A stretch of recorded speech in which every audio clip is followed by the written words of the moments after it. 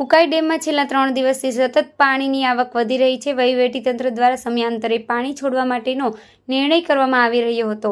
ગઈકાલે પણ ઉકાઈ ડેમમાંથી 2 લાખથી વધુ પાણી છોડવાનો નિર્ણય કરવામાં આવ્યો હતો। જો કે ઉપરવાસમાંથી સતત પાણીની આવક થતાં આજે 2,47,363 ક્યુસેક પાણી છોડાતા સુરતમાં તાપી નદી ગાંડીતુર બની છે। હાલ ડેમની સપાટી 336.44 ફૂટે પહોંચી છે। તાપી નદીના જળસ્તરમાં વધારો થતાં નીચાણવાળા વિસ્તારમાં પાણી ભરાવાના શરૂ થયા છે। ઘરોમાં પાણી ઘૂસી જતા લોકોનું રેસ્ક્યુ કરવામાં આવ્યું છે। ત્યારે વર્તમાન પરિસ્થિતિને ધ્યાનમાં રાખી સુરત મ્યુનિસિપલ કમિશનર દ્વારા ઇમરજન્સી રિસ્પોન્સ સેન્ટર ખાતે અધિકારીઓ સાથે બેઠક કરી મ્યુનિસિપલ કમિશનર શાલિની અગ્રવાલ અધિકારીઓ સાથે મીટિંગ કરી રહ્યા છે।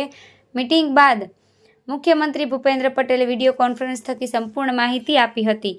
3 ફ્લડ ગેટ બંધ થતાં ગટરિયા પૂર આવવાનું શરૂ થયું છે। આ અંગે મનપા કમિશનર શાલિની બહેન અગ્રવાલે જણાવ્યું હતું કે અત્યારે ઉકાઈ ડેમમાંથી પાણી છોડવામાં આવી રહ્યું છે, જેના પગલે તબક્કાવાર સેન્ટ્રલ ઝોન અને વેસ્ટ ઝોનમાં ફ્લડ ગેટ ઓપરેટની કામગીરી કરવામાં આવી રહી છે। આ સાથે જ ડેમની પાણી વધારે છોડવામાં આવશે તો ફ્લડ ગેટ બંધ કરવામાં આવશે। ઉકાઈ ડેમમાંથી પાણી વધારે છોડવામાં આવે અને ભારે વરસાદ આવે છે તો Katargam zone, central zone, west ઝોનમાં અસર વધારે દેખાય છે।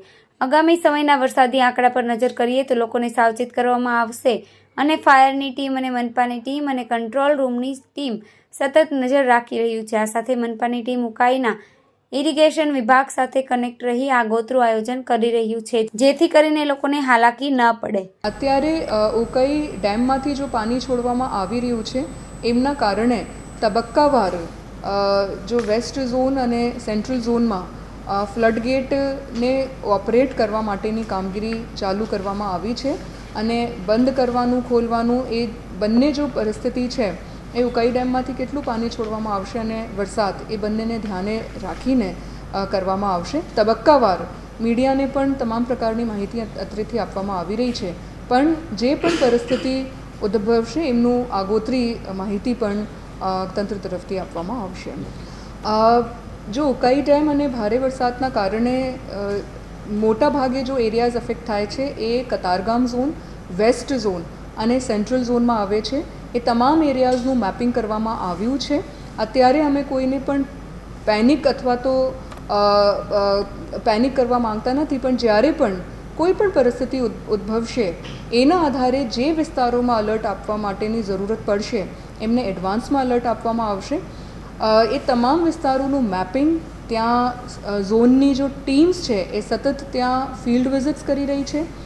આખી રાત્રે કાલે પણ ફાયરની ટીમ્સ અને ઝોનની ટીમ્સ આ તમામ વિસ્તારોમાં ફરીને સ્થિતિનું પણ મોનિટરિંગ કન્ટિન્યુઅસલી ફિલ્ડ ઉપરથી પણ કરતી હતી। કંટ્રોલ રૂમ્સ આ તમામ ઝોનમાં 24/7 કાર્યરત છે। ઉકાઈ ડેમના ઇરિગેશન વિભાગ સાથે કોર્પોરેશનનું આગોતરું આયોજન સંકલન કરવામાં આવી રહ્યું છે, એટલે એ લોકો જ્યારે પણ પાણી છોડવા માટેનું ડિસિશન્સ લઈ રહ્યા છે એમની આગોતરી જાણ કોર્પોરેશનને, કલેક્ટર ઓફિસને કરવામાં આવી રહી છે અને એટલે પૂરતું સમય કોર્પોરેશન અને તંત્રને મળી રહ્યું છે, જેથી ભવિષ્યમાં એ લોકો જે પણ નિર્ણય લેશે એમાં જે પણ વિસ્તારો અફેક્ટેડ થશે એમની આગોતરી માહિતી બધા લોકોને આપવામાં આવશે।